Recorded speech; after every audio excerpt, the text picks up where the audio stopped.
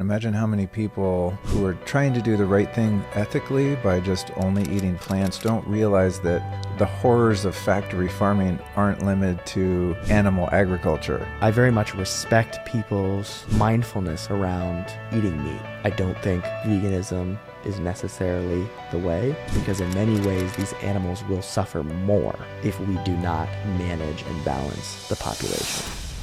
There is a system that does create a lot of animal suffering. A lot of animals that don't get eaten by predators will die from thirst or starvation. A study of 500 cows found that 69% of cows in their flesh showed very high levels of stress simply from the slaughter process. 67% became diabetic from stress within 4 hours of being taken to the slaughter. So I want to change the way we eat and our relationship to animals, but...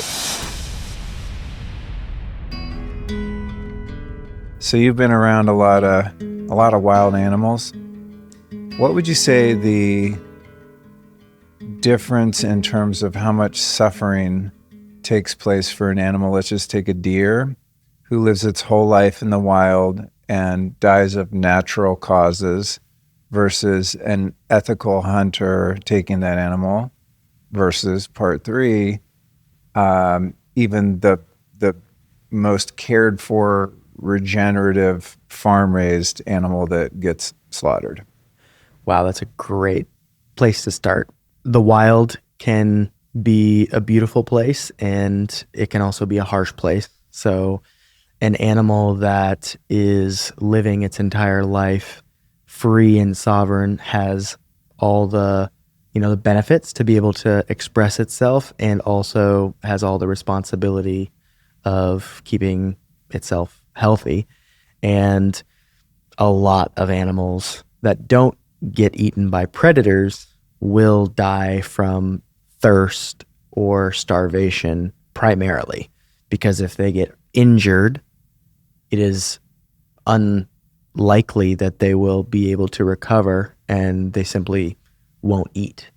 And in an ancestral environment, that's what a predator would eat. And so there would be a balance. And in some ways, there would be almost a more harmonious balance. When an animal can no longer live a healthy life, then its time is up and will feed the predator. But there's so many places in the world where the balance has been completely thrown off. Even in, the Americas, wolves, mountain lions, bears have been hunted much more thoroughly than some of the other animals. And so we are predators, and we play a role there. And, obviously I've been immersed in the Hawaiian story for the past few years due to my work.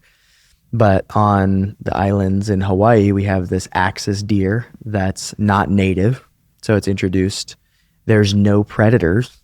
So there's no wolves or anything that would hunt it. And in fact, this year, there was a state of emergency declared in the summer in August, because it was the driest year on record since the early 90s.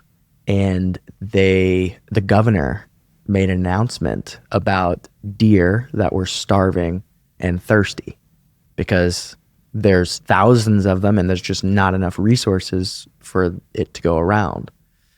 And so when I think about our hunting experience that we had, or I think about the hunting that happens in order to create the real provisions, venison that we provide, that is done at night by moonlight. They don't even take synthetic lights. They go by moonlight and have a direct shot on the animal. And so it's instant. It happens super quickly, and the animal goes from being alive and free to no longer on this earth in a moment. So yeah, it's interesting to me to observe the different opinions when it comes to animal welfare. And I think because my dad was a, many decades hunter, and I had some experience with him doing that, and then experiencing sacred hunting with you, it seems to me as a bystander that many people imagine the lives of wild animals as just being super chill and peaceful, and that, at the end of their life, they just sort of lay down and take a nap and pass away, Because we don't see what's going on out there when animals freeze to death, or they starve, or they can't find water, or predation. I mean, if you think about, watching those nature shows on the savannah, right? It's like the way a gazelle dies when some lions get after it is much more brutal than a clean shot with a high-powered rifle right where it's supposed to go, or just instantaneous. So I always like to just remind people that I'm sure not all hunters, but hunters that are ethical probably have more reverence for the life and death cycle than your average person who goes to the grocery store and buys some ground beef. Yeah, the difference is theory versus practice. It's really impossible for us to not feel more connected to something when we know how it lives. And that's one of the reasons why I hunted and why I took you hunting, is so that you have that memory living in your heart. I mean, I'll never forget that moment, dude. I was talking about it yesterday with Tim. I've actually talked about that boar probably. Longtime listeners are like, yeah, we know the hunting story. But it was so impactful, that moment. I mean, there's so many interesting things about it. One being, and I kind of remembered this yesterday with Tim, was, I'm like a real chill, I don't want to say passive because that sounds weak, but I'm not like the kind of guy that just wants to go out and kill stuff. I'm not that in touch with the killer archetype within me. So but I remember that moment, I just think there was a raise of hands, who wants to shoot first? And I was like, me. Oh, God damn it, now I got to be the guy. So I happened to be the first one in our group to shoot at something. But I remember that moment, we're crouched down, you're doing the Elmer Fudd, be very, very quiet, right? You're like, there's a boar right there. Stop, everyone. Luke, go. We put the sticks up, and I'm just like, shh. And it was crazy how innate it was, and how calm I was, and how centered and focused. It was just like instant, something lit up in me that I'm not that familiar with. And I knew when it was like in my sights perfectly, right where I wanted the bullet to go, and just happened so fast. There was no hesitation or fear or freaking out. Just like, it was like it was trying to kill me, is the feeling I had. It was like this sense of urgency, but also calm and just super focused. And everything after that first shot rang out, it's like the world just stopped. Everything got super trippy and then the moment when we walked up to the boar. So we walk up to the boar, and still everything is super still and quiet, just this liminal sort of space. And that was one of the most profound moments of my life, just bearing witness to that. And I got so emotional. I was just like overwhelmed with, I don't know, it was like beauty and scary and just all the feelings all at once. But you reminded me of something that I always forget in the story. That hog, the moment you shot it, squealed to bloody murder. And it's still powerful for me because it created a sense of urgency where I told you, we got to go. We got to do it again. Yeah. We got to make sure it's dead. And luckily we did. I don't think we had to. I don't recall. I think I missed the second shot. Yeah. But the first shot ended up landing in a pretty good spot. Yeah. But even in that, going back to my earlier question, it's like, I don't know what kind of predators hogs have here in Texas. There's no predators around here based on the sheer number of white-tailed deer in our neighborhood.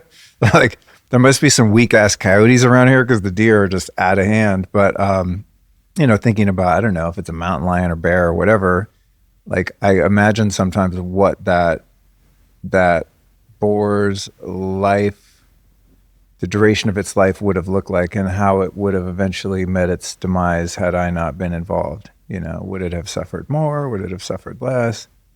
These are the things that I contemplate. And I think it's just like reconciling for me over the years of being a meat eater, a former vegetarian, of just, I don't want anything to suffer. And it's hard to accept that that's just part of the earth experience. Everything's eating everything all the time. Like, you can't stop it. Yeah. And that sensitivity that you had is what put you there holding that gun. And that sensitivity, I think, is what creates the opportunity for treating food, and especially the meat that we eat, as a spiritual act, as something that is sacred. Recognizing that you still have that imprint on your heart. And even I don't remember it every single bite I take of every single, meal, but there is something there that keeps us connected to ultimately our humanity, because that was a part of humanity for so long. Absolutely. How many groups have you done at this point with sacred hunting? I've led 80 groups, and Oh my God. that was one of the reasons why it was time to create something new and try and make this available to people outside of that context. I have a wife now, we're planning a family, and I can't be in the field that much. 80 hunts in 5 years is a lot. That's a lot. Travel. One thing I remember about hunting that I wasn't expecting is like how much work it is. I remember just carrying that rifle, and after a while, I'm like, this thing's heavy. I'm just like, I don't want to wuss out and be like, can someone carry my rifle now? I'm tired, But I was like, dude, you got to really like walking around for a very long time with nothing happening, carrying some heavy shit. I was like, oh, this is work. And that, imagine before firearms existed, the amount of work that went into a hunt, right? For the original peoples who were using spears and homemade bows and arrows and things like that. It's like, it's no game out there. No, it's a lot of work. And, there's a saying, blood, sweat, and tears. You put your blood, sweat, and tears into it. And certainly with hunting, it's one of those things where you get a lot back from the experience. And of course, not everybody can go out and have that. It's not realistic for people in the modern world, but it is, at least having some connection to it, as I know, is so profound. All right, I'm going to keep it real with you right here. Every January, I tell myself the same thing. I'm going to exercise consistently and put an end to those midnight ice cream raids. Now, some years I do better than others. I'm hoping for the best in 26. But a few years ago, I did make a change that's made a huge difference. And thankfully, it became a daily ritual that didn't break down like so many of the other resolutions before it. What began as a habit quickly became automatic. I'm talking about Masszymes from Bioptimizers. I take it with my biggest meals, especially the heavier ones, and let me tell you what, the difference is real. My digestion is rocking whenever I use these enzymes. I don't get that post-meal crash, and I actually have energy after eating instead of wanting to lie down and disappear. And that's because Masszymes is designed to help your body break down proteins, fats, carbs, and even fiber. With 18 enzymes on board, your body actually absorbs more of the nutrition in your food. And that means meals turn into energy and momentum instead of heaviness and regret. Bonus score for all you listening, because for a limited time, you can get up to 26% off select Bioptimizers products and bundles during the New Year, New You sale. So get those fingers tapping over to bioptimizers.com/Luke. If you want more energy, better digestion, and a health ritual for 2026 that loves you back, my recommendation is to start with Masszymes. One more time, that's bioptimizers.com/Luke now to save up to 26%. I'm going to switch gears here because I'm curious about this. We've chatted privately a bit about it, but your journey to Orthodox Christianity is interesting to me because I've seen over the past few years many friends who, I don't know, weren't raised religious or had no interest in it have gravitated toward that faith. And I'm curious why and how that happened, and if it was something that you revisited from childhood or was it something you just totally discovered on your own? Well, it was something that my wife brought into my life, first Oh, and cool. foremost, of no intention, really. She had a close relationship to Christianity growing up, and she was practicing Catholicism. And so when we met, in her most subtle and beautiful and non-judgmental way, she would just go to church on Sundays and let me know, and she'd look beautiful and go do her thing. But she made it available and never really pushed it. I had some really powerful experiences, and I think ultimately for Christianity to be at its best, or any religion, any spiritual practice, one has to organically have a felt sense. And certainly that was true for me. Her life, her upbringing was about as awful as you can imagine for someone in America. And the symbol and the life of Christ was something that guided her and gave her unconditional love. And so for me, there was a trigger to recognize the beauty in the wisdom tradition. And then I had my own experiences, and some of them involved, plant medicine, ayahuasca experiences. And I very much had a felt sense of how powerful it was, not just intellectually, but wow, if I can forgive some of the people who perpetrated acts against my wife through the unconditional compassion that Christ exhibited for his own murderers, there's something here. And that sent me down a rabbit hole of studying, and you know me to be a very inquisitive and curious person. So I spent, the better part of the last year and a half studying. But I always thought it was going to be a resistant relationship at best, because I had my own stories and problems with Christianity. And I had what I think, and I've come to find from communicating with people, is pretty common, essentially like Christian trauma. I grew up with zero Christianity in my family life. My mother was raised in India. She's a Hindu, but, not really practicing. She went to Catholic school, so she remembers the persecution of her childhood, feeling inferior in her own country and what that brought up. So I very much had resistance to Christianity, but I started to involve myself in practices in addition to understanding things that opened me up and started to transform me. And ultimately, any wisdom tradition should transform us from the inside out. And ultimately, I found that Christianity had that capacity. And Orthodox Christianity in particular focuses a lot on a very rich tradition of saints. So these are people who lived and embodied the life of Christ in their own lives. And so we're very storytelling creatures. And so all of these saints become stories that we aspire to. And some of them are really beautiful modern stories. So one of my favorites right now, maybe some that might be valuable for you or others who are listening, Saint Olga of Alaska. She's a saint that is oriented towards midwifery and bringing life into the earth.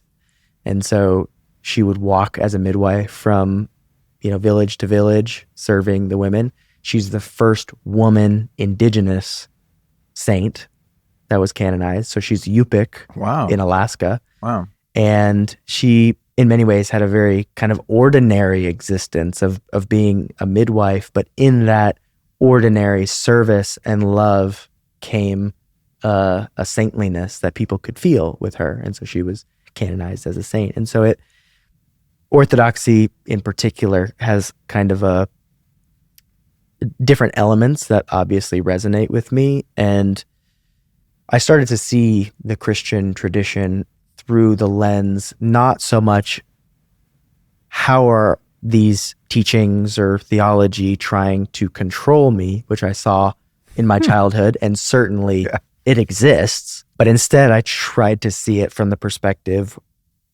what if what if I could interpret this with the best of intentions? What would be here for me to take away? And there's this really great writer from England in the last couple hundred years. His name's G.K. Chesterton. And he has this quote, I'm paraphrasing, but he says, essentially, Christianity has never been tried. Everybody who claims that, there's all these problems with Christianity are in fact having a problem with something that is not Christianity at all. And it resonated with me that we're all very flawed individuals, and these same powers of, coercion and manipulation and control and right versus wrong exist everywhere. And the same beauty and wisdom also exists everywhere.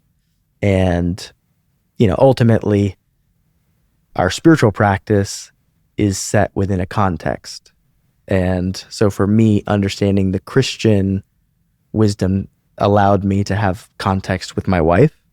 It allowed me to have context with the country that I am in, United States, a very Christian nation.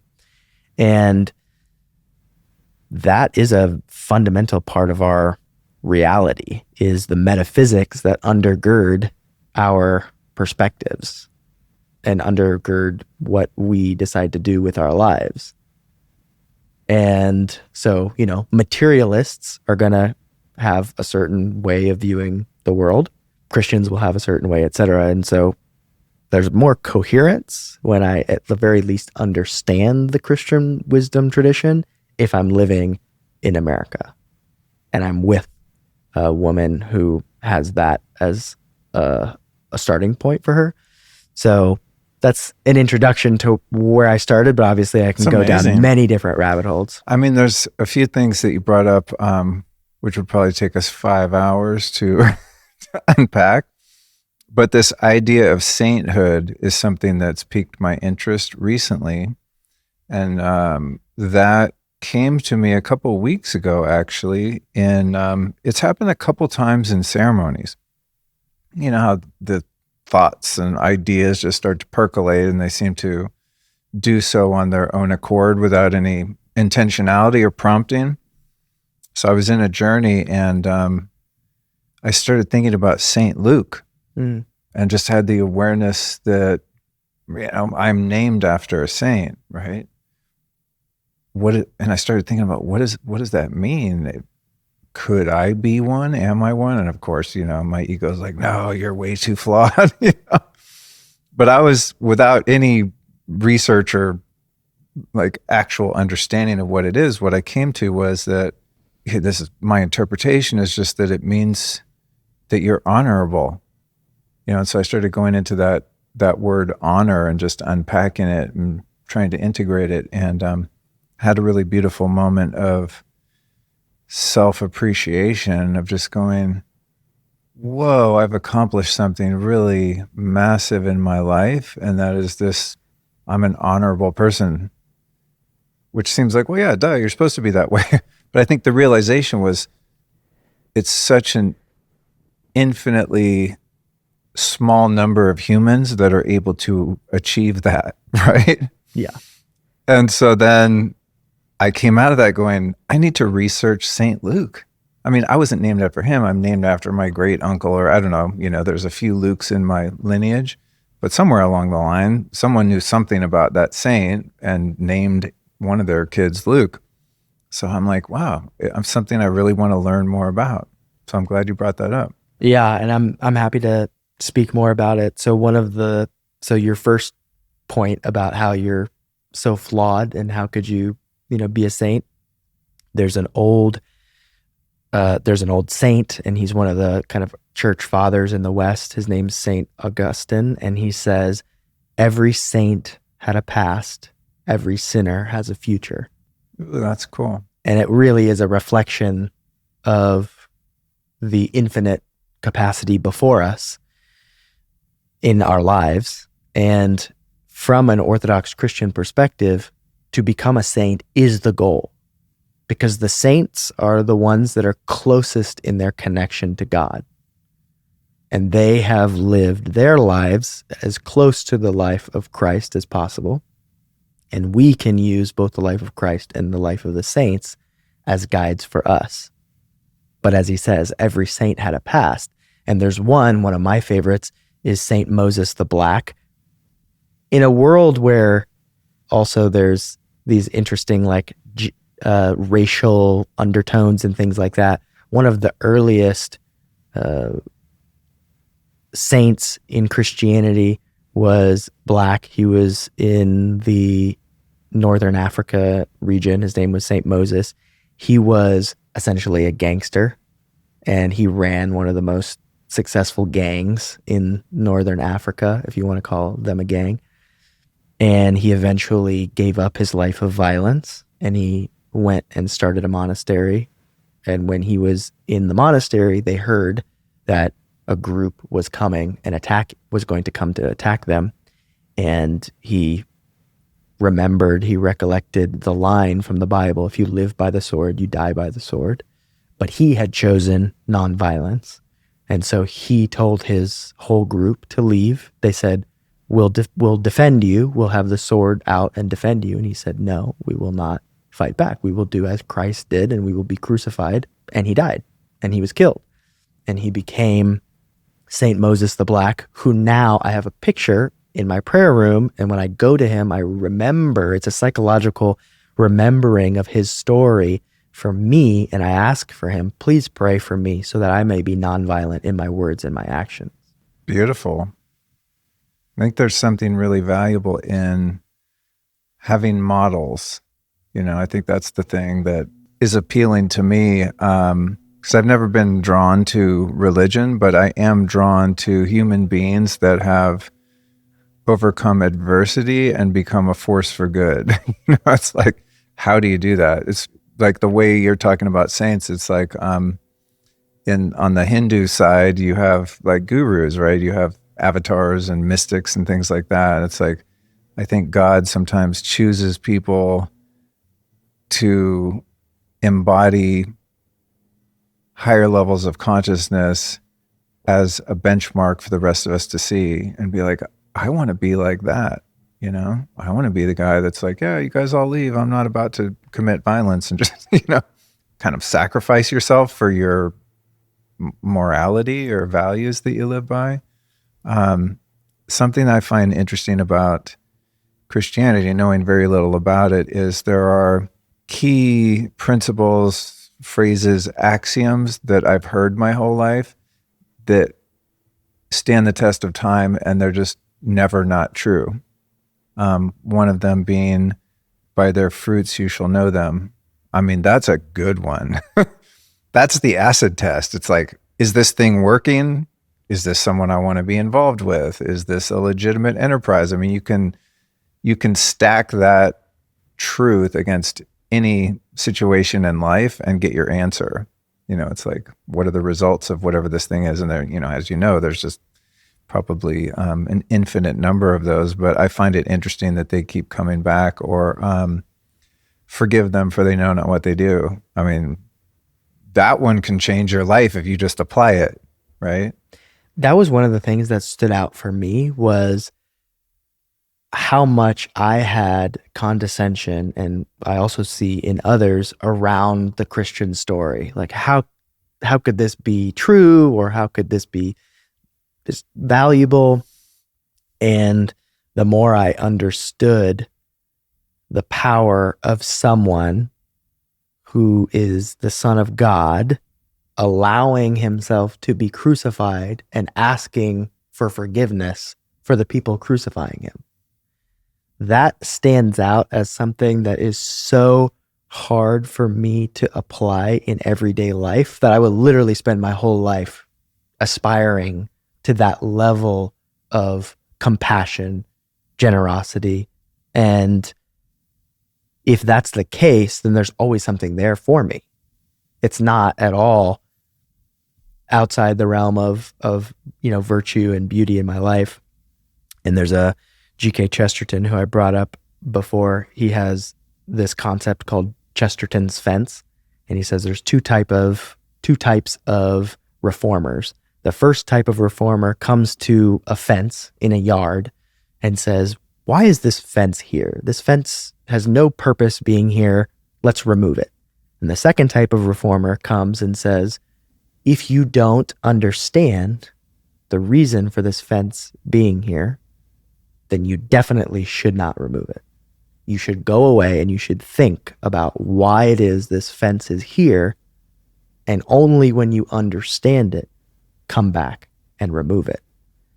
And of course, he's talking about Christianity. When you have people who say, there's nothing here, there's nothing worthwhile here, let's just get rid of it, let's remove it from our society, remove it from, the underpinnings of how we do things, we're neglecting a deep wisdom. And that doesn't mean it's come without a lot of flaws. It doesn't mean it's come without a lot of pain. And I'm just as uncomfortable and privy to those things as the next person. But surely there is some wisdom. Maybe the original term for don't throw the baby out with the bathwater applies. It's probably in the Bible somewhere, something equivalent to that. Right. Have you ever read any Emmett Fox? I haven't. Oh man, super cool. He was a philosopher and author in 20s and 30s. He was part of the New Thought movement, so kind of around the time of Napoleon Hill and other writers like that, where they were kind of like the New Agers of their time. And so what Emmett Fox would primarily write about were teachings from the Bible, and he would write about them in a way that removed all metaphor and kind of parable and myth. All the mythology is basically just stripped away, and he'd just be like, okay, here are the things Jesus actually said. Here's what they mean, according to him, And I used to read that book a lot for many years and still never thought about becoming a Christian or going to church. I was just like, wow, these teachings are dope. If I follow what this Jesus man talked about and taught, my life gets better. And it was one of those, by the fruits you shall know them. So it's like, okay, I don't have to believe in any kind of theology to just recognize when something lands in my heart and I go, that sounds like a good way to live. You know what I mean? So Emmett Fox is super cool. I'd recommend that as an entry point to anyone that's sort of like church curious or Bible curious, because it's really well written, and it's it's just very poignant and digestible and logical, because for me a lot of the mythology has historically been a barrier to entry. So I'm just like, what are all these stories? You gotta work so hard to find the meaning in it. And I guess that's kind of the point, right? So Emmett Fox is like, cool, get out a a backhoe and basically remove all the topsoil, and you have the bedrock of what the teaching is. It was very supportive of my sobriety early on. Anyway, I digress. I wanted to touch on that because we haven't had a chance to unpack that in the talks we've had, but I know it's been a huge part of your journey. And I'll share one more piece too with you, okay, because I think a lot of people actually have resistance to some of the purely intellectual theology components. And one of the reasons that I love Orthodox Christianity so much is because they definitely revere the Bible, but the Bible only exists in its context. And its context is 100% oriented towards tradition and ritual. So when you go to Orthodox like divine liturgy on Sunday is intended to be creating heaven on earth at that time. You're not going there to study the Bible. You're going there to create heaven on earth. And that's where you get all of the art and all of the creation of beauty that's there. That's where you get the incense. So they come around with myrrh and frankincense, and it is an altered state because you have the incense, you have the beauty, you add the singing, which is incredible. And in fact, when they are even reading elements of the Bible, they're doing it via song. And so it is intended to create, using sound, using scent, using beauty, is intended to create an altered state of connection to the divine in the divine liturgy, the representation of heaven on earth. So to me, as someone who has entered my connection with a higher power through ayahuasca or sweat lodge or any of these very embodied practices, it was a place that could feel like I could have the same experience, but through a Christian lens. That's epic. Thinking about the beauty of old cathedrals, the acoustics, the stained glass. I mean, the lighting in an old church is amazing, right? I mean, I was telling you earlier, there was a time when I was traveling to New York City a lot, and, I didn't grow up going to church. I don't know anything about them. I didn't know you could just like walk into a church in the middle of the afternoon and no one stops you. So I tried it a couple times and I was like, oh, no one's kicking me out. And I would just go in there and pray and just chill. And, especially in a city like that where it's just so overstimulating and chaotic, that would be the way that I would kind of find peace in the city, just dip into churches. Once I walked into, which I didn't know from the outside, a Russian Orthodox church, and it was like the middle of a whole procession. And it's like no one stopped me, so I just kind of went in and stood in there and just kind of watched the whole thing. It was really beautiful. To your point, I mean, there was like a lot of, there was a certain consciousness or, a vibe to the whole experience that was really beautiful. And this is kind of important because for me, one of the reasons that I made some of the commitments that I did, and one of the reasons why I produced the venison products with Real Provisions, was because of my relationship to Christianity. So that I already had a quite strong practice of intentionality with the meat that I eat and with hunting, and a lot of that came from being involved with indigenous spiritual practices and the kind of connection that they have to their higher power. And when I had this model of Christ, it really started to dawn on me, would Christ celebrate the way that we create meat in this country? Would any of the spiritual teachers have excitement around factory farming in its worst sense, or even the way that animals are, manipulated and controlled and confined?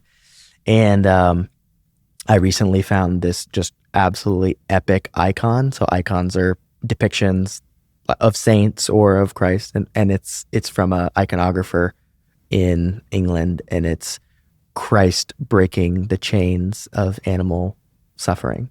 And it's like all these animals with Christ over them. And that one really resonated with me because of that connection. And, Wendell Berry is a Christian, and his belief is that the fundamental challenge and charge for Christians, love your neighbors, love your enemy, includes all things. It's not just love your human neighbor. Love the animals, love the rivers, love the plants, love the trees. They're all neighbors.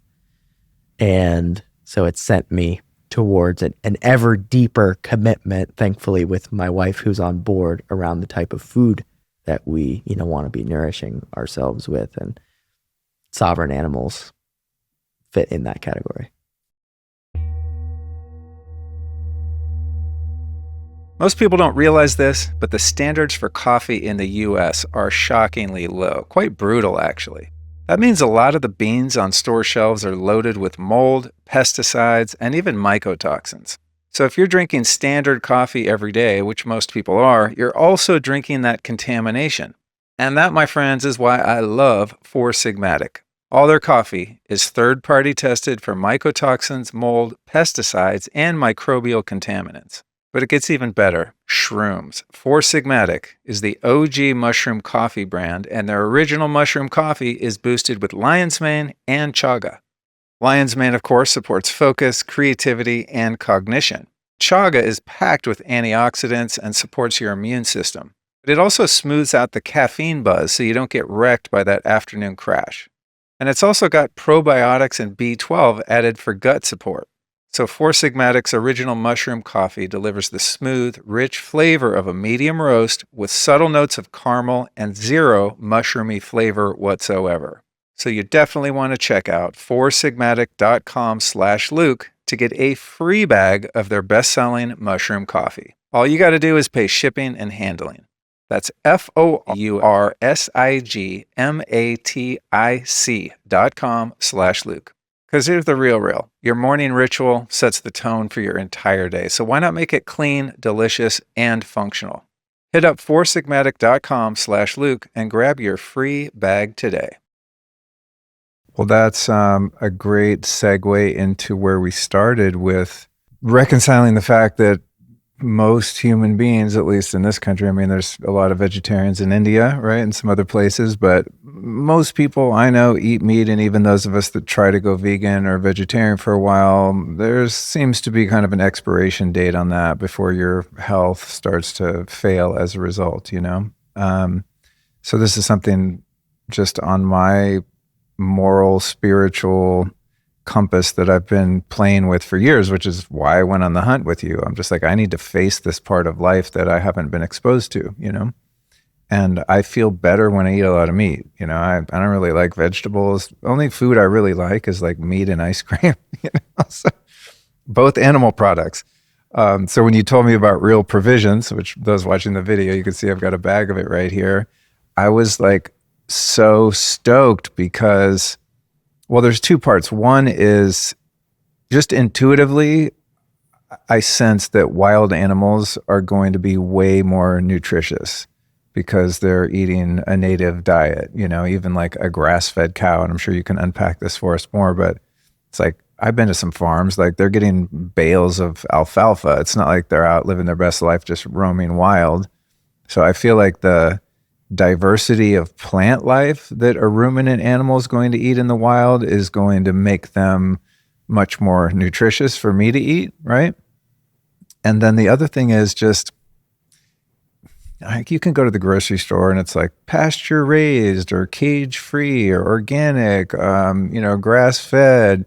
There's so many deceptive marketing practices that go on. I mean, unless I'm going to the farmer's market and like looking the farmer in the eye and grilling them about every part of their process, you know, I'm just like reading a label that has a cute little story on it, but I don't really know the ethics behind that meat. And if there was unnecessary cruelty or suffering that went into what I'm putting in my body, and that's problematic for me. Like, I don't want the energy of cruelty and suffering and exploitation and abuse to become part of my cellular body. You know what I mean? So let's unpack what led you to the Real Provisions and the fact that you're using wild game, which is amazing, and organ meats.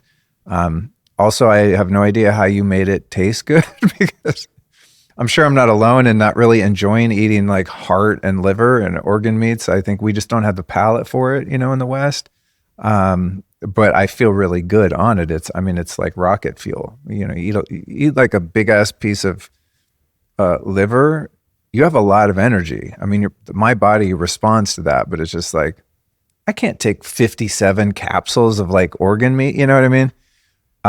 So anyway, just walk us through the journey of being a hunter. Because when I look at hunters like Daniel Vitalis, for example, I envy him so much because his diet's probably like 95% wild, right? Wild plants. I mean, all his hunter-gatherer stuff that he does. I'm just like, that guy's got to be so healthy because he's eating real food. You know, it's just like even our vegetables aren't real food. They're like hybridized and bred to be, you know, whatever, juicier looking, fatter, grow faster. And the same with a lot of the meat that we consume. I just don't trust the supply chains, you know, because of that deceptive marketing. You're spot on, and you're probably speaking to something that many, many people experience. Something that I said earlier today, speaking with a friend. There's no bad food, and I absolutely love beef, but there are bad supply chains. And the industrial food system that we have in America has certainly perverted things that used to be good. It's funny, we talked a little bit about the kind of the Christian angle, but one of St. Augustine's perspectives on evil was that evil was just the corruption of something that is good.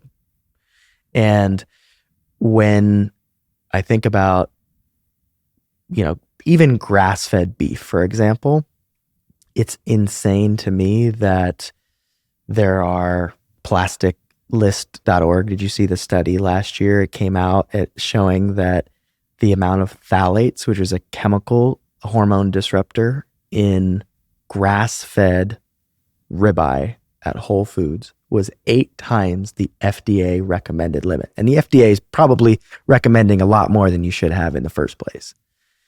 So the way that the toxicity has kind of seeped into our food system is way more a reflection of this principle, this quote that Charles Eisenstein says, we cannot treat nature in a way that we're not also treating ourselves. And so when we dump poisons and toxins and things into our oceans, our rivers, we're going to end up with them in our foods and in our bodies. And unfortunately, that's something that's present.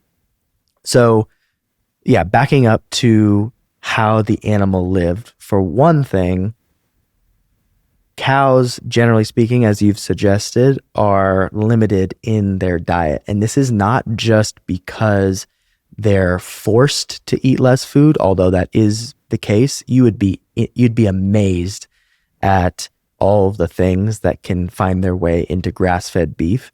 Certainly, there are incredible farmers, and I would say the vast majority are doing the absolute best they can. But believe it or not, in 2016, they stopped regulating the term grass-fed. And Really? the most highest standard for grass-fed is from the American Grass-Fed Association. If you go read their rule book, you can put it in the show notes. It says openly up to 12% of their feed can be GMO soy. Oh, shit. And this is grass-fed certified beef. And then on top of that, you got all of the other things that you're talking about. The grass pellets, the alfalfa, the hay. But let's just assume, for best case scenario, that you have a cow that's eating all the grasses that it can find. They're domesticated. So they're eating the same few grasses. The amount that they eat is so few, whereas these deer are eating hundreds of species throughout the course of the year. They're eating them when they're in season. They're eating them when they're at the highest nutrition. And so, you know, while I for sure feel the ethics behind, you know, why I decided to go this route with deer, we also have studies with Utah State University. We did a collaboration, and the science is undeniable. So of phytonutrients, so these are those kinds of nutrients that you had mentioned that are a product of the diversity of plants, 28 to 64 times higher in the venison versus grass-fed beef. Wow. Some nutrients, especially in axis liver, are 100 times higher than in grass-fed beef liver. That's crazy. Yeah. I mean, it just makes common sense if you think about the biodiversity. Like your axis deer and Real Provisions is from Hawaii, right? I mean, anyone that's been to Hawaii, you just feel the life force. There's shit growing everywhere, stuff that you've never seen or could imagine in terms of the plants, right? It's just, I don't know, there's so much sun and the water and the volcanic soil. It just makes common sense to me that those animals and the biodiversity of their diet are going to produce much healthier meat. But I didn't realize it was such a such a strata. That's wild. Yeah. So, even the more basic things, you're going to have like 30 to 40% more protein. There's, for the nerds out there, there's more stearic acid, which is one of the better fat, saturated fats. 8 times the omega-3 fatty acids as grass-fed beef. So 8 times? 8 times. So it's just... So basically these are like vitamins. It's like a supplement. Funny thing you say that, because it's dehydrated and because organs are in it. A single serving of this is actually approximately 2 servings of the beef liver capsules. But then you have to anticipate the nutrition's probably anywhere between, 2 to 10 times better. So in some ways, you're taking like 20 capsules worth of organ meats. So it is no wonder that when you eat it, you do feel actually quite a bit better and it's noticeable. So this is very much walking the line between medicine and food intentionally. And it's the way that nature intended it to be, without fillers and all these kinds of things. I mean, I did some videos recently just for marketing purposes where I got the number of bags of other brands that were needed to get the amount of nutrition. It was 12 bags of a very famous brand, Epic Provisions, the bison bites. You needed 12 bags of bison bites to get the same amount of iron as one bag. And for pregnant moms, we're trying to get iron. That's insane, that ratio. And ultimately, I can play in the science as much as anyone else, but ultimately it comes down to give an animal sovereignty and freedom to pursue and express itself. And it will express itself far better than we can when we control, manipulate, and in many ways, hurt its natural potential. I mean, think about feedlots that are, I'm talking about like the lowest common denominator cattle farms. When you get out in some places in the West, you're driving down the highway and it just starts smelling like cow shit really bad. And you come upon the dry ass yellow fields are just dirt. Like they're just out there in the dirt in small pens and they're never moving. I mean, not only just the karma of being involved in that, but thinking about the nutrition of just an animal that's never allowed to be vital. Like I watch deer here every day and they're just so agile and strong. It's like you can kind of see, we'll track some of them when they're fawns and you can kind of learn how to identify them, right? And then, a year goes by and it's like this buff ass buck, with like big muscles. Some of them, but you kind of see the difference. Like there's kind of the mutt, right? But there's always like a couple really badass bucks that are just, they look intimidating, right? They're, scared of us, thankfully, but they're big, powerful animals because they're out in the wild, climbing hills, running from shit. It's like they just have a different level of life force that's so obvious versus looking at an animal that's kept in a little pen their whole life with the purpose of getting them fat and out of shape. So it's like you are what you eat kind of principle. I want to be like that buck, not like the, atrophied fat ass cow down the road at the farm. You know what I mean? It's just like a common sense kind of big picture analysis of that. Tell me about the ethics of the hunts for the axis deer in Hawaii and the kind of ecological balance of nature, how you're encouraged. I think like the government encourages people to take down those deer so they don't get out of control because there's no predators. Yeah. So these were introduced, if you can believe it, about a dozen. Some stories say 13, some 14, were introduced in the 1800s, late 1800s as a gift. And they're now proliferating on Maui, Molokai, Lanai, and they're upwards of maybe 150 to 200,000 deer. So handful, a dozen, all the way to like 200,000 deer because they don't have predators and because they reproduce so fast. So I'm really conscientious not to call them invasive because that word and the root invasive just implies something that I don't think is fair. Humans introduce them. They're just doing what they do.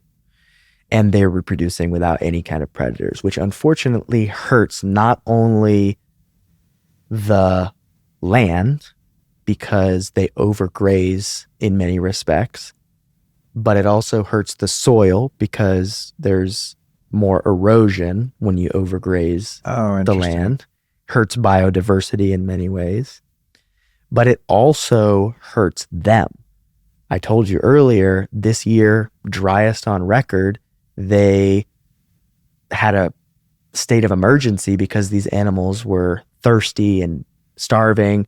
But I've spoken to some of the hunters that are actually creating, these products. And one of them told me last time I visited that when they get really in a drought situation, the animals will start eating plants that they really shouldn't be eating. And they start to poison themselves and they start to die slowly. And he's had experiences, many of which powerful ones, where the animals walk up to him and it's almost as if they're asking, put me out of my misery. And he has done that. Sometimes in the summertime, he'll have to kill thousands. Holy shit. Yeah. In some of the worst years when they got really sick.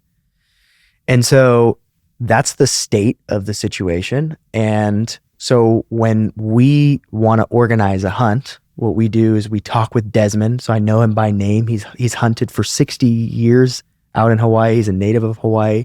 Every time he's preparing to go hunt, he does his breath work to prepare himself.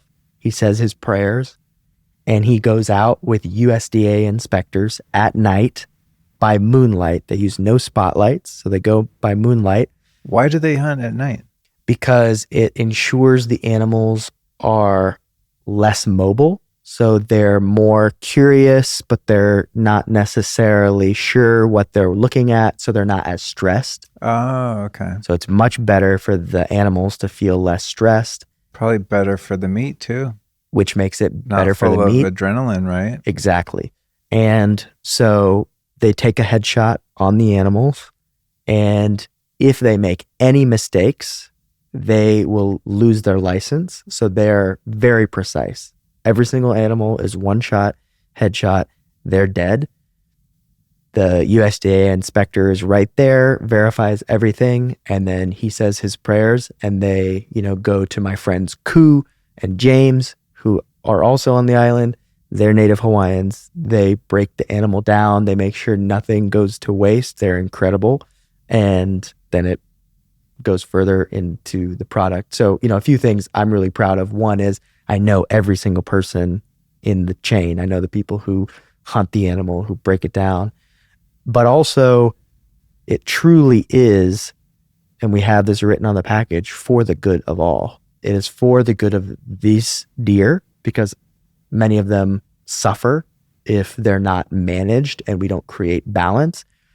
It's important for the ecosystem and the ecology of Hawaii that we preserve it, that we ease the burden on the land. And of course, it's beneficial for the Hawaiians that are there who are a part of this process, and it's beneficial for you and me who get this most nutrient-dense food. And so I've come to say and truly believe that this is more ethical than veganism in many respects. And there are many vegans who will only eat this. You and I have, I won't say his name publicly, but you and I have a mutual friend who's vegan for 35 years, investor and advisor, very, very successful, because this is the only thing that he, really feels comfortable with from an ethics perspective. And that's the kind of bar that I want to give to everybody, not just the people like you and me who can go hunt. All right, you guys, it's a new year, time for new goals. And if one of your goals is to look younger and have skin that glows, listen up. We've all been trained to think great skin is something you apply, serums, creams, and all manner of expensive treatments. But if your skin is dull, reactive, dry, or constantly breaking out, that's not a surface issue, my friends. That's an inside job. And that's exactly why I lean into Radiant Skin Duo from Peak. It's a simple daily ritual focused on what actually moves the needle for skin health. So part 1 is my morning reset button. It's their Sun Goddess Matcha. That's a ceremonial grade green tea loaded with chlorophyll and EGCG that helps detox, brighten, and firm your skin. It's kind of like drinking liquid light, especially in the darker months of the year. Then their BT Fountain handles the rebuild. I'm talking advanced hydration, combining hyaluronic acid, ceramides, and chelated minerals to nourish your skin from within. And together, the Radiant Skin Duo supports skin at a level topicals just can't touch. To start building beautiful skin from the inside out right now, visit peaklife.com/Luke to save 20%. That's PIQUELIFE.com/Luke. Peak uses advanced extraction technology to turn these powerful botanicals and minerals into ultra-pure crystals that dissolve instantly in water, and they taste great too. So get yourself over to peaklife.com/Luke for that 20% discount. Talk to me about the ethics of a vegan diet versus this. Well, because these animals, are out of balance, we are trying to come to this from a perspective of what's in the best interest of nature, and what's in the best interest of these animals, and what's in the best interest of us as an animal. And from all of those positions, eating this is, far more ethical in my judgment. If veganism comes with all kinds of downsides for people's health, unless they're taking a bunch of processed, ultra-processed, ultra-refined things. I mean, I can't tell you how many pea proteins and these other supplements and all these things that are quite intensive for the earth to produce. I don't know if you've ever seen a full monocrop of peas or all these kinds of things. And I don't That's something that's occurred to me going to Indiana, where Allison's from.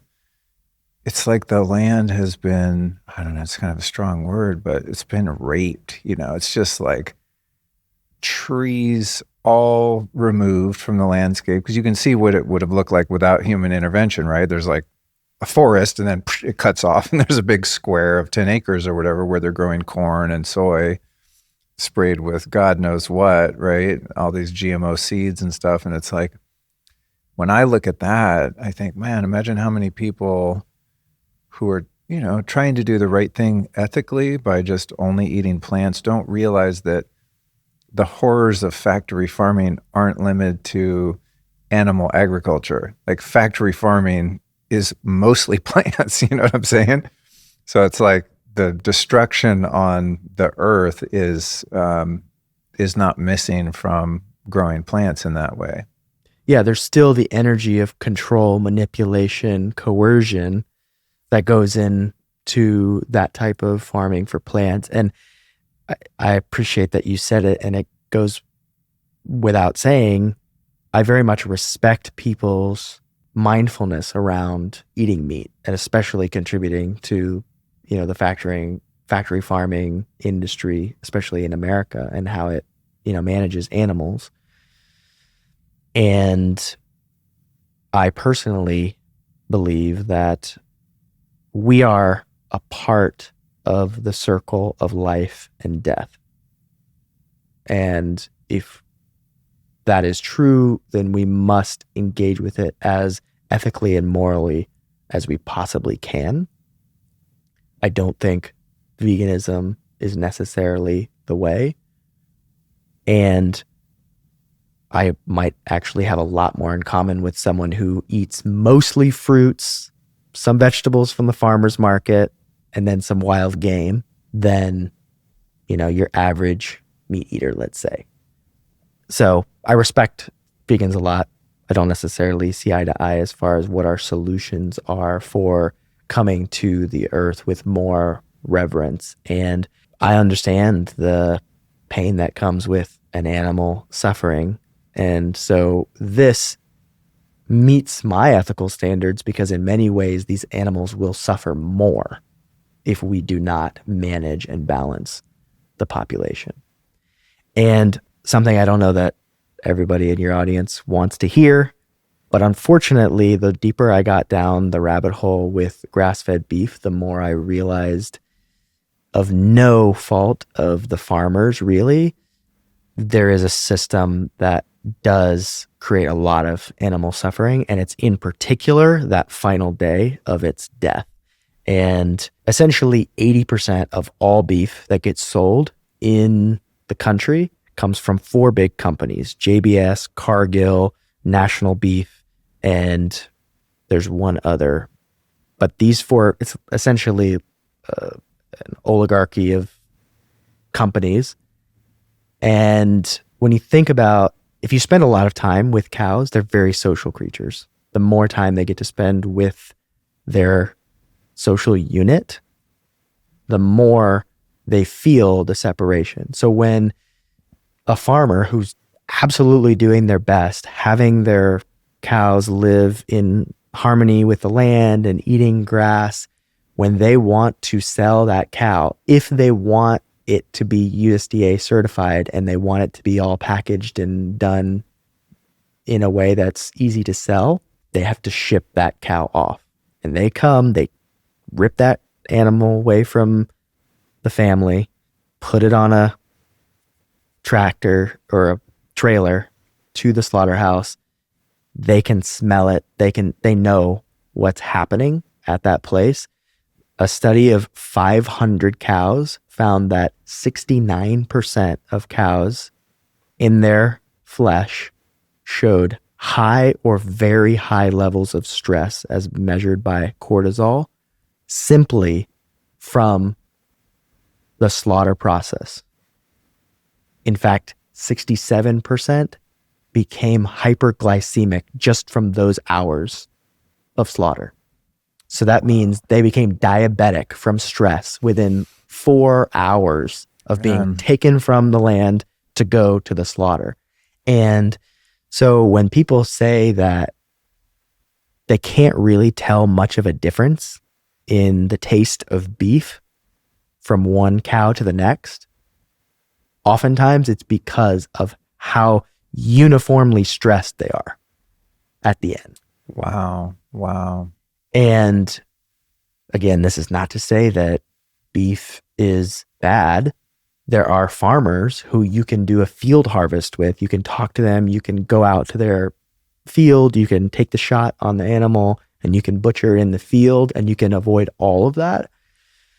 But that's the hard part about the faceless factories and the packaging in the grocery store and things like that. You really don't know. And honestly, if it's in a grocery store, they've achieved a level of scale that almost has to come with that cost. Right.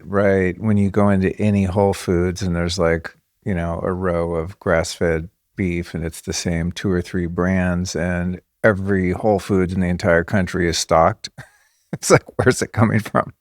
One thing that's really bummed me out is when I learned that, as part of the USDA regulations, that there's some nuance in terms of the rules, that it's rare that a farmer raises cattle and slaughters them there, right? As you said, they have to be shipped to a proper licensed slaughterhouse or whatever.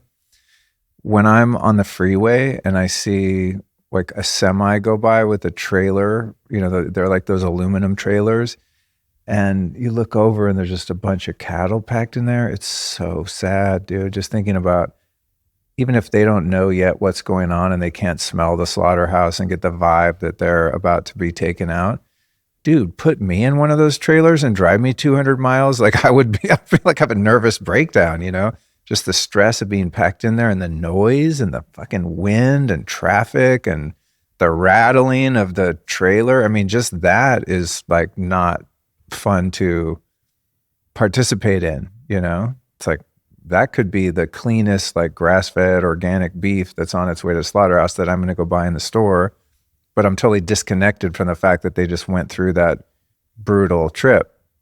It's just insane. It's super sad to me, not just for the animals, but for everybody involved. For you, who tries to do the best you can, but is trying to navigate through the marketing and, you know, the obfuscation. For the mom that's just trying to like feed their kids the best nutrient dense food.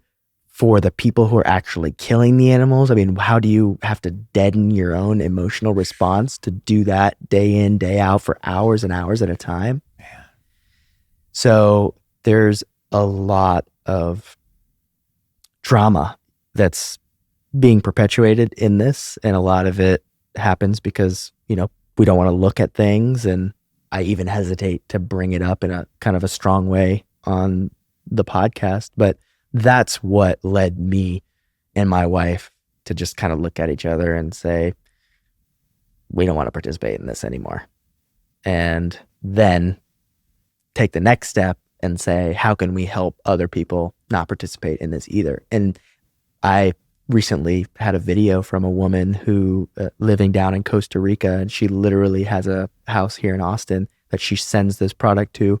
When she comes back, she gets it in bulk, takes it back down with her. She's preparing to have children, and she doesn't feel comfortable eating anything else for the nutrition and the protein.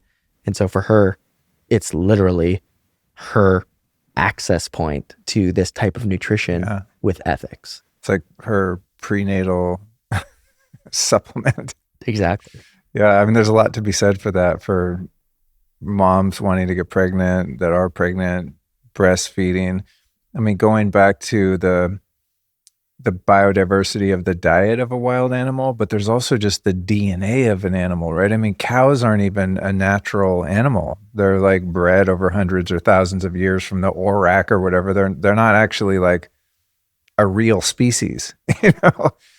And not there's anything wrong with that. I mean, it's all God, right? But it's like, I don't know. That's going back to like Vitalis, just looking at, you know, his diet, like he's eating animals that were actually just designed by God, right? There's a huge difference. And he's the one I learned too. Like when you go to the grocery store and you see like 5 different vegetables, oh, there's the kale, there's the spinach, there's the broccoli, there's the Brussels sprouts. He's like, those are all the same plant, literally. They've just been hybridized. You know, when you go in nature, there's true diversity. So I think about that with animals too. It's just, I don't know. There's got to be a difference in life force and just the chi of an animal that is just its own native, which is like I eat bison when I can, just for that reason. You know, it's like an unadulterated, strong ass animal. If you've been around bison, I know. I mean, you get around some bison, it's sketch, man. They're big, powerful, unpredictable creatures. Oh, we'll put a fence up. Yeah, there's walk through your fence. You know what I mean? You can't hurt them. You can't control them. They're cool. And it feels to me like eating that animal is going to give me more net life force than one who's weak and sick and isn't even like designed by nature to be that way, you know? Yeah, it reminds me of a meme that I remember seeing.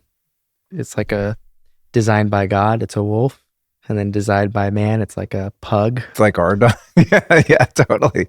That's a perfect representation of that, you know? Yeah. And I get it. We've evolved and agriculture has done what it's going to do. And it's really hard to keep bison in a pen. So let's make a weak ass bison and then you've got a cow, you know? So it makes sense. But the thing about this that I think about for you is, I mean, do you feel like it's like You've heard the parable, I'm sure, of the guy who's walking along the beach and he's like saving one crab at a time and throwing them back.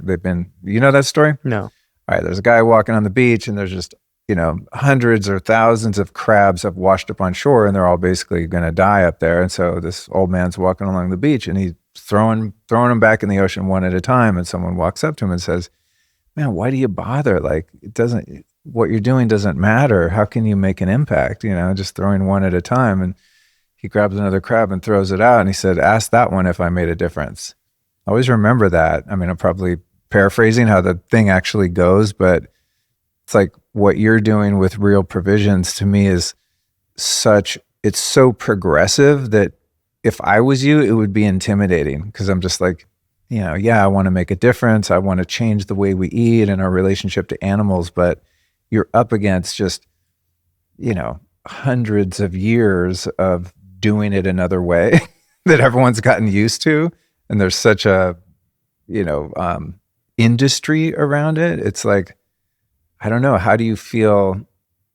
How do you like summon the kind of determination and courage to do something that's so niche and that's kind of so far ahead of its time? You're like Goliath, you're just up against this massive beast of a system and you're making a difference, but relatively speaking, it's such a small difference. Like, how do you find the motivation in that? It's a great question. Like maybe in 50 years, what you're doing will be the standard. 100 years, who knows, right? But it's like right now, you're like the tip of the spear. Right. Yeah. I think if I did it from the perspective of wanting to make a difference, it would be infinitely challenging. But like most of the best art and creation, it's coming from my heart. It's coming from my heart because this is how I want to live. I want to create the more beautiful world that my heart knows is possible in the way that I eat. And if other people can feel similarly, then that does something to create, a meaningfulness for me.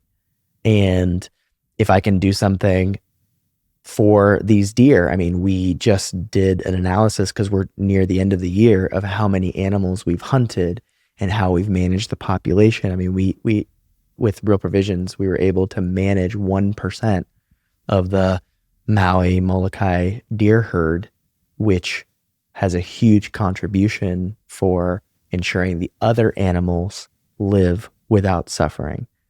And so I do it for the anecdotes, not the data. I do it for the individual lives, whether it be the deer or the humans that, benefit from it.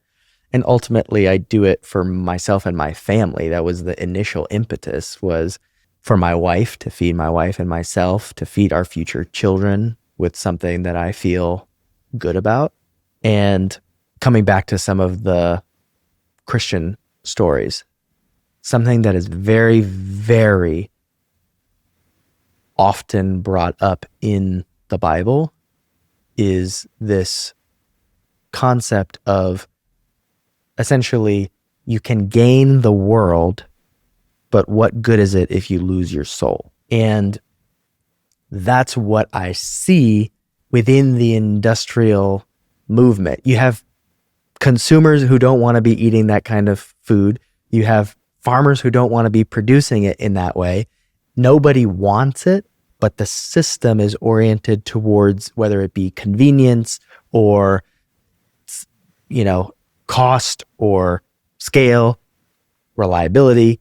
And so they are willing to sacrifice some part of what they know is true in their hearts.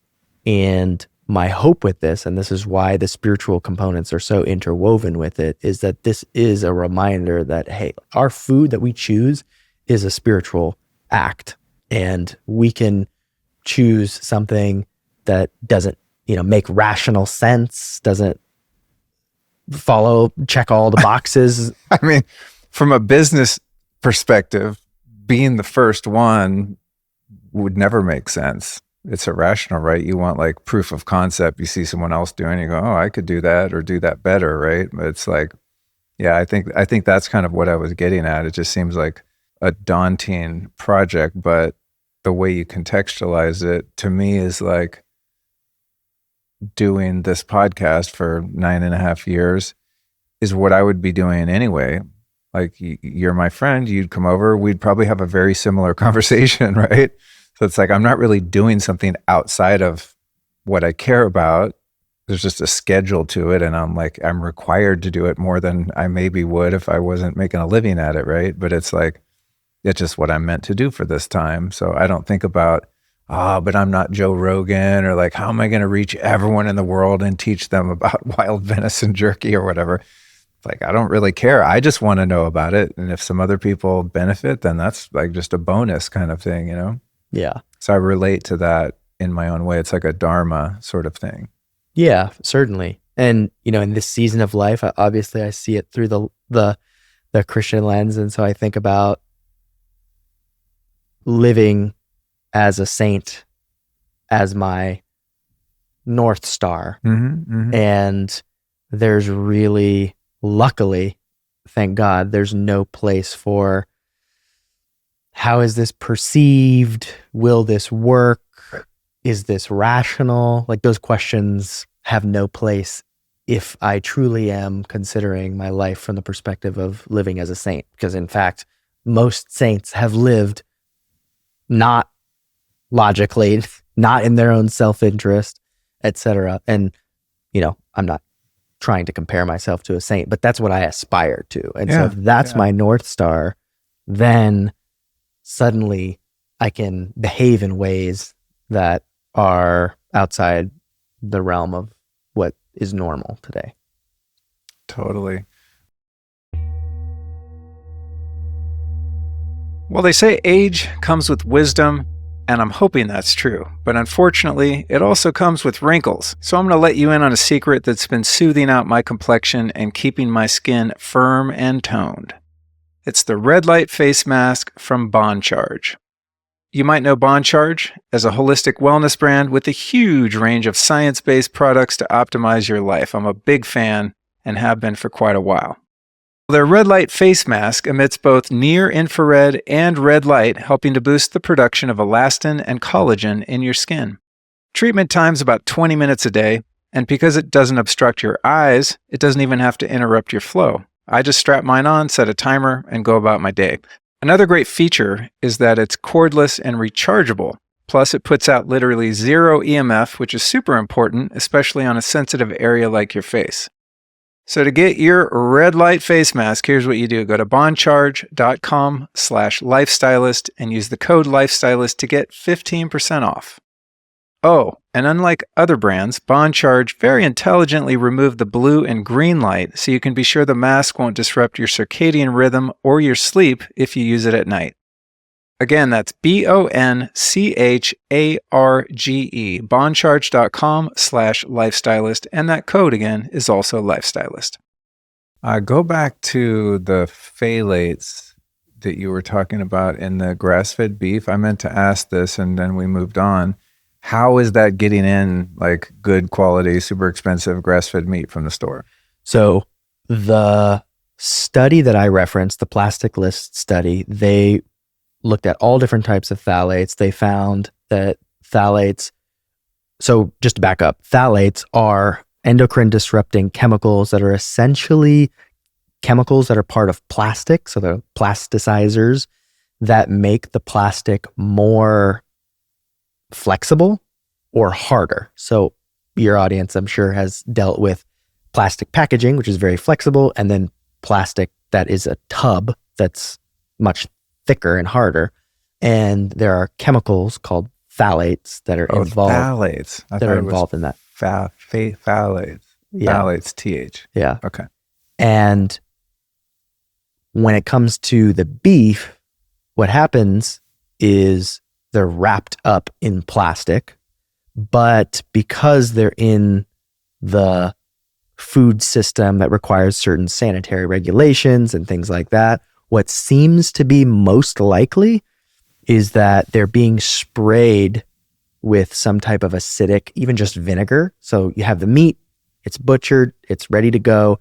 You spray it with this kind of vinegar spray or something acidic, then you wrap it, but the acidic spray breaks down the chemicals of the plastic, and then that leaches into the meat, and it transfers more in fat than it does in muscle meat. So the ribeye, which is a fattier cut of the beef, had 8 times the recommended amount of certain phthalates. But then you look at Epic Provisions tallow, which is a cooking oil that is all the rage right now. Well, it's exclusively fat. So it had 800 parts per billion of these phthalates. So it's like 20 times the daily recommended amount. What? Yeah. So I got a bunch of tallow downstairs. You're gonna make me paranoid. Well, the good thing one thing that is, sucks about doing this show is I always learn things. I'm like, another thing humans ruined. You know, it's like I'm trying to just be chill and not be super neurotic about these kind of things. But then you learn information like that. It's hard to unknow it or ignore it. yeah. And to be fair, there's phthalates and microplastics and heavy metals and everything, you know, so it's pretty ubiquitous. So yeah, for anyone who's watching, please don't allow this to add to any neuroticism. That's not my intention. And there are probably better choices, like smaller brands that do more small batch versus the bigger brands. But unfortunately, with something like beef, it is such a kind of standardized industrial supply chain that when a little guy who wants to make this very special tallow gets tallow or gets beef, it can come from a very similar place as this other big chain that produces, you know, a tallow product. And so, you know, that Epic Provisions, I'm not trying to pick on them. There was just a consumer who did research on tallow and which ones were highest. And it's a reality that we have. And to me, it doesn't speak towards necessarily this food bad, don't eat it, because you'll do that until there's no food left to eat. The challenge really is, how does that food come to you? And can you find your way out of the food system and into a more connected place, which is also going to be a healthier place for you? So my wife and I, we went and we have cow. We have a cow in our freezer that we eat. Her name's Marigold. We named her, we hunted her and everything. And we created tallow from her body. Oh, cool. So we eat tallow. You made your own? Yeah, we made our own. But we just did it ourselves. And that's possible for people. Yeah, you know, you just reminded me of something as a possible solution for people that want to eat meat and they're like, they don't want to be involved in all of this. At the beginning of the pandemic, when I was like in prepper mode, I bought, I think, a quarter steer, like just basically like a chest freezer full. And I could barely, it was so much meat, I could barely eat it all before it like went bad after a year or whatever it was. But it seems like if you know a farmer and you just get one animal, that's probably safer because the supply chain is not so random, right? It was like, I know the farm, I found their website. I mean, I didn't like become besties with the farmer, but at least I know like I'm getting one animal that was raised at this one place. I've heard things too about ground beef where, you know, you go to Whole Foods and get like New Zealand grass-fed, grass-finished. It's like there could be 100 freaking cows in 1 pound of beef, which feels weird to me for some reason too. You know, it's like, I don't know.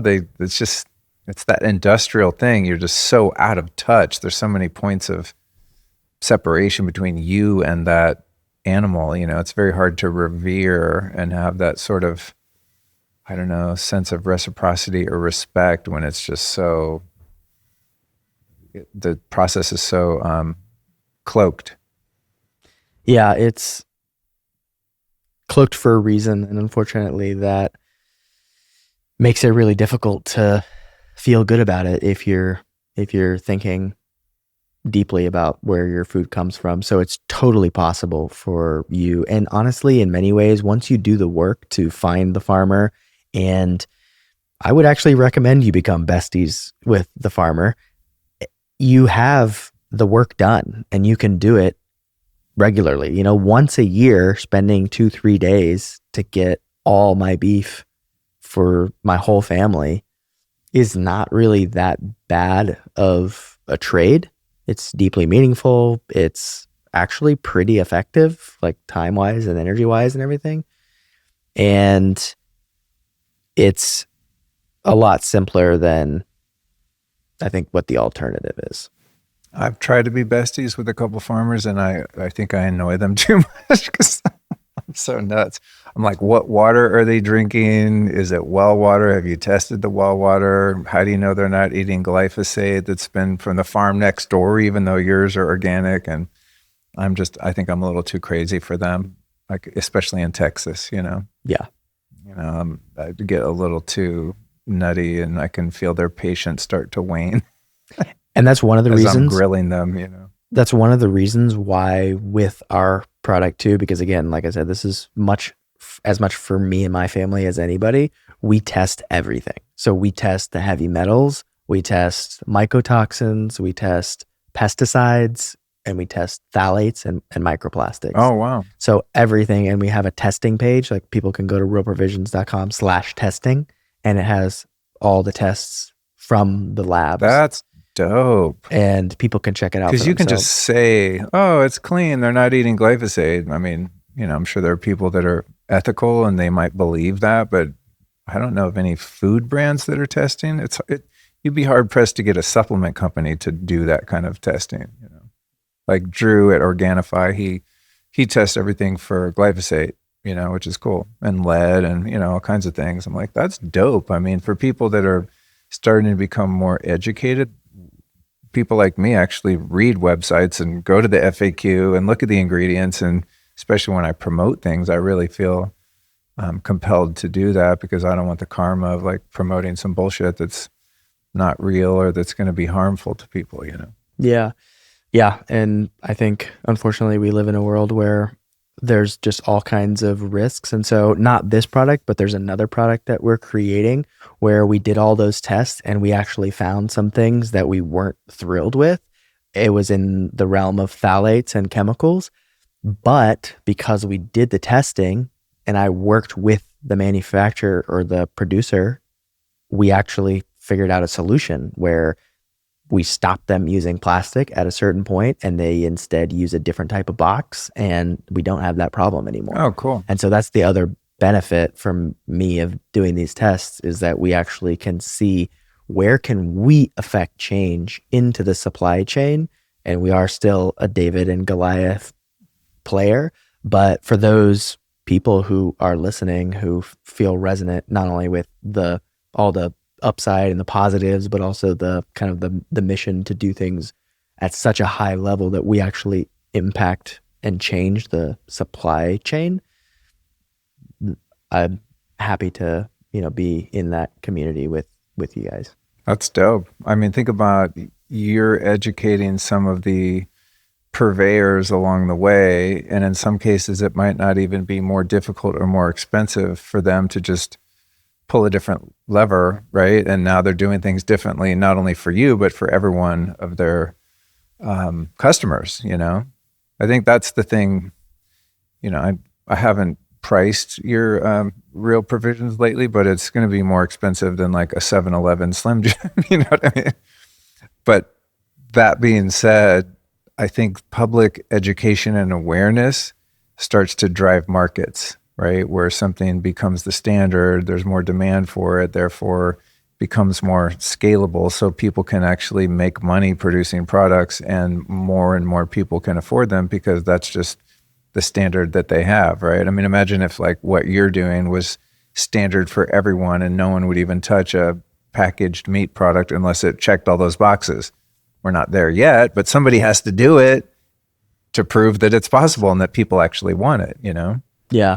It's interesting you say that because we just did a overhaul of our website where we have like a comparison of this with other grass-fed beefs because at face value, it can seem expensive, but when you actually look under the hood, it's not at all. So this on a per gram of protein is 35 cents, whereas those epic bison bites. You've seen the bison bites, right? Mm-hmm. 75 cents per gram of protein. Really? It's double the cost for protein as this.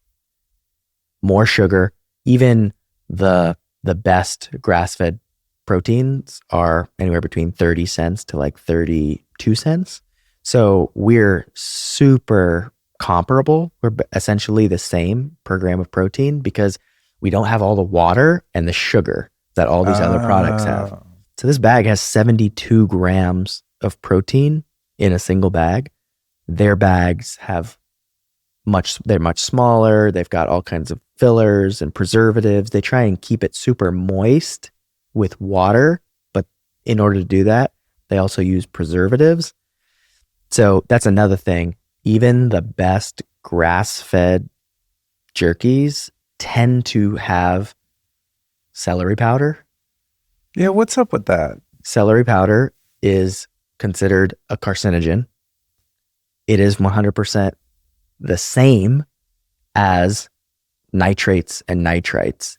It's just derived from celery, but the celery is genetically modified, hyper hybridized, and forced to grow a lot of nitrates.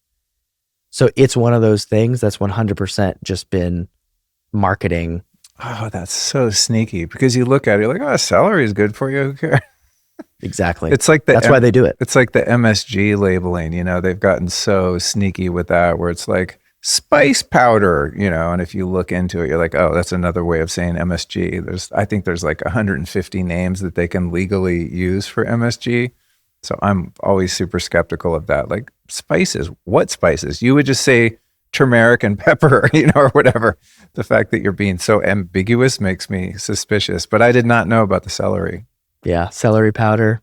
So what did you guys do for shelf stability, and how did you avoid all that kind of crap? So we use vinegar, which has preservation properties, and we dehydrate the meat. So it has obviously a little bit less moisture in it than your super unctuous like meat sticks that you might have. And that for some people doesn't have the same like taste. And so some people are just not into it. But obviously for health reasons and for simplicity reasons and for, all of the above, it just makes way more sense to not do that. But that's why the market has gone down the path of celery powder, is because they can tell people that it's just celery, and they can have people really like the flavor and the texture and things like that. Well, you reminded me of something from my weed slanging days, and I'm ashamed to admit this, but I've changed. I'm not this kind of man anymore. But when I was selling weed, if I got like a couple pounds and it was really dry, I would put it in a Ziploc bag and like wet a paper towel and just put it in there for a day to bring the moisture back up, because it would weigh a lot more. I mean, it wasn't really ripping people off, but they would have gotten more weed if it was very dry, So I figured that out of my triple beam scale, and I was like, what? That big pile only weighs that much? I'm like, what if I added some moisture, right? And I could kind of game the system in a way and then, make a lot more money. I mean, by a lot more money, I'm just a very small time peddler of weed. But that makes me think about like a lot of these packaged meat products that are super moist, and you're buying it by the weight, right? It's like such and such ounces. Like how many ounces of that are actual bioavailable nutrition versus just water? Exactly. Or sugar, maple syrup or whatever shit they're putting in there. It's tons of sugar, additives, and water. Really, it's sugar and water that you're getting when you That's interesting. have a product from, the stores. Wow. Well, I'm sure there's going to be people listening right now that are like, I want to try this. I highly recommend you do. And you can find that, of course, in the show notes, which will be clickable. But for those listening, you want to get right on it, go to realprovisions.com/Luke. And looks like we've got a code, Luke, that gets you a free bag of venison chips with your order. Yeah, I can't wait for people to try this and get feedback, because I had to save this bag, dude. It was so hard to hang on to it. I gave our guest yesterday, I had a couple little strips left, and I was like, I don't think I would have given it to him if I didn't have another bag, you know, but I've been saving it so we could put it in the video, and I didn't want to mess the bag up and stuff. But yeah, it's really, really good. And as I said earlier, I find organs are just really hard to get down, and somehow you manage to do it in a way that doesn't taste gamey and disgusting.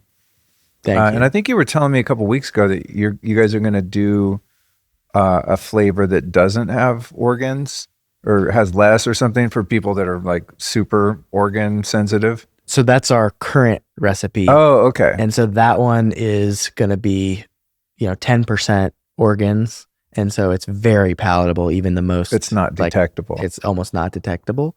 And in fact, our friend Jared here had a bite earlier and said it tasted all good. But we also have the venison chips, which part of the offer that we had for your listeners that have no organs. It's just meat in a kind of crunchy, kind of delicious texture. So that one's kind of like the candy version. This one's the candy and medicine.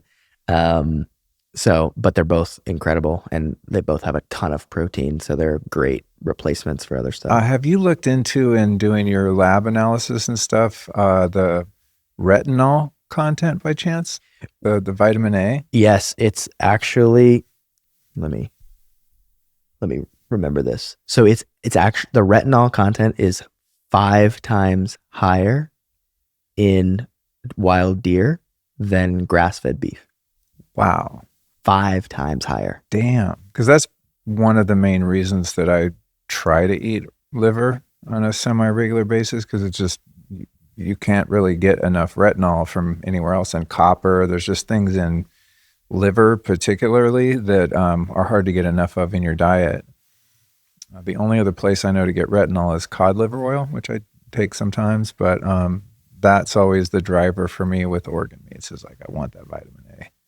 And real vitamin A, not carrot, fucking unavailable, not bioavailable vitamin A, the real vitamin A. Have you tested the copper by chance?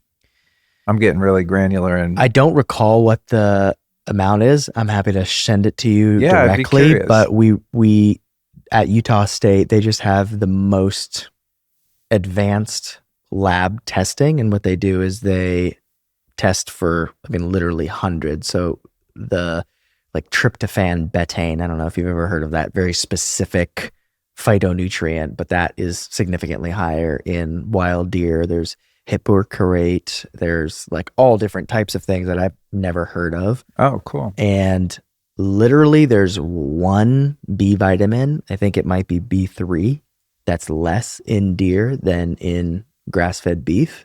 But other than that, everything else is essentially higher. Epic. One thing that I think is challenging for me is I tend to eat these as a meal, and it's probably overkill and not cost effective to make it my meal. In other words, I think there's probably more nutrition in a bag of these than my body's going to actually soak up in one sitting. So I found it kind of difficult to pace myself and just think of it more as a delicacy or like a supplement, It's been hard for me. Have you ever thought about doing smaller packages for people where it's one serving and it's the nutritional, sort of roster is just good for one sitting, so you don't kind of waste the nutritional impact of it by just eating a bunch that you won't assimilate? Well, I think because so many of these nutrients are fat soluble, that you will actually get the benefit. Oh, right. Even if you eat the whole bag, because you bioaccumulate it. Yeah. So you might have a bag and then you're good for a couple weeks even.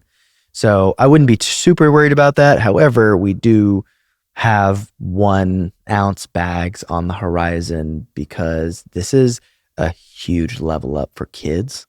And being able to give kids something that's in a package, snackable, even a crunch like the venison chips, but high protein instead of carbohydrates and sugars and things.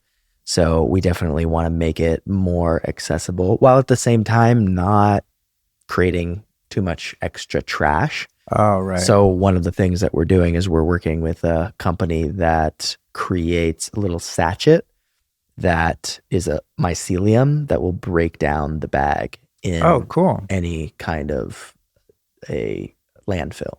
Amazing, dude. Wow. Well, I'm glad we got to catch up. There's more I want to talk about, but we'll have to do it another time. I think we covered most of the big points that I wanted to, but I'm just, as a friend, congratulations and thank you for creating something super cool and finding a way to align your dharmic path and passions with something that I think is going to be a really great business and serve a bunch of people in a really unique way. And I'm just glad I have a good snack to eat especially when I travel. That's usually when many of us fall, right? You travel and it's kind of like, oh, it's so inconvenient, but I'm like big on packing my own food, especially on planes and things like that. So I'm super stoked. Because the thing is too, we're all so, I can say all just because it's probably true, so deficient in so many of these core nutrients. Like I wasn't breastfed, I wasn't eating this kind of food when I was a kid. So just imagine like what an advantage a kid would have if like their mom was eating nutritionally dense food, breastfeeding, then from the beginning of that kid's life, they're not going to be malnourished because they're actually eating real food. We would literally have a different planet. There would be less NPCs. It's like people would actually have cognitive abilities like a normal human, myself included. When you give the body the right fuel, you become a different person. Here's an interesting little anecdote. I don't know that there's super solid science that will back this up, but I'm trying to do some kind of informal studies with some schools, Montessori schools and things like that. What I found with this is that oftentimes the second or third child in a family loves these and cannot put it down. Whereas the first child could take it or leave it. That may have to do with age. So the younger you get a child, the more open their palate is for different flavors and they appreciate the richness of organs and things.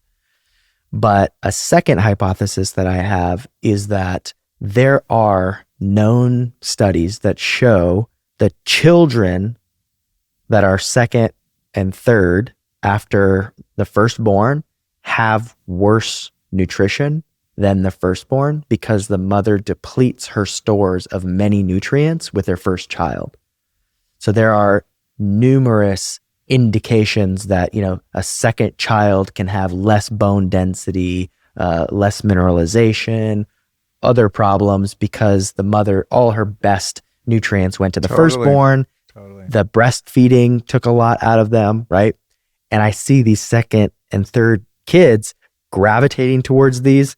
One of my friends, Amy Bailey, her son ate a whole bag in a day, and he's a young one. So I think there is this kind of innate knowledge of what we need. And also there is a very real, lack of nutrition for a lot of people and mothers included, which does impact the kids a lot. And so the more that I can get this into, these kids' hands, especially as I think about my own children, it gives me hope for something that I can never quantify, but know that is true, that these kids are better nourished, better capable of taking over and stewarding the planet that we will eventually bequeath to them. That's what I'm saying, dude. It's like, I think some of us are myopic in the sense that we think like, oh, we're the ones in charge. I'm in my 30s, 40s, 50s, whatever. It's like, dude, you're going to be gone. And whoever remains are the people that are going to be driving this civilization forward or into a ditch. And some of it, not all of it, obviously has to do with just malnourishment, man. It's like we're not meant to be this deprived. The medical system shows us that every day. That's why I always trip that banks and hospitals are like the biggest, nicest buildings in every city. It says a lot about our priorities. Yeah, it is interesting. Or even like what trips me out sometimes driving around and you see like a standard grocery store, like here we have HEB, which they have a little organic section. I've noticed when I went there like once, I think. But you'll look at like all these fast food chains and big grocery stores, and then there's a massive hospital next to it. And it's like, oh, a baby's born in a hospital, probably has, in many cases, pharmaceutical interventions and God knows what else, right? And then they grow up just eating the standard American diet. They become an adult. They're eating at Taco Bell and shopping at the HEB and just eating GMO, glyphosate garbage. It's like you start in a hospital and you go through this sort of conveyor belt of toxicity, and then you just end up dying back in that same hospital, or a version of it, It's like the hamster wheel of your average American's life. It's super sad.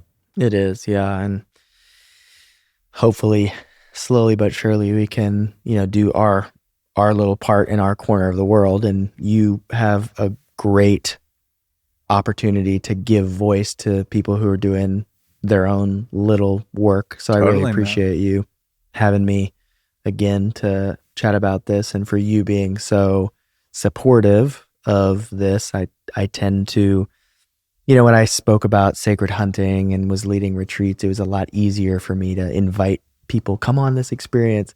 Sometimes I have a disconnect with, a physical product about the promotional side, because people are so tired and inundated with promotions. Yeah, totally.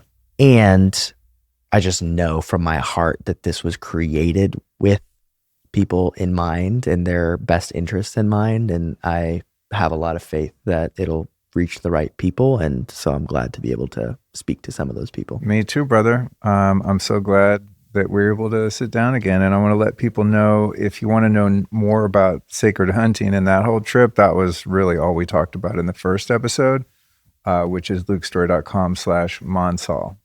Dude, you know what's funny? Someone yesterday, Tim, was asking me how you pronounce your name. And I'm like, I literally don't know. Sometimes I say Mansal. Allison's asked me. So tell me on the record and let me get it through my thick skull. Mansal. Okay. Like Hansel. If I ever say it wrong, just slap me upside the head. I mean, I've known you for years, and I'm like, that's embarrassing. I don't know how to pronounce homie's name. Mansal. And how many times do you have to pronounce it to me? We're just hanging out. Yeah, because I just, hey, what's up, dude? Yeah. You just, dude. That's what I say when I don't remember someone's name. Like, hey, guy. Hey, chief. Hey, you. All right, man, let's get out of here. Thanks again for coming. Of course, man. Thank you for having me.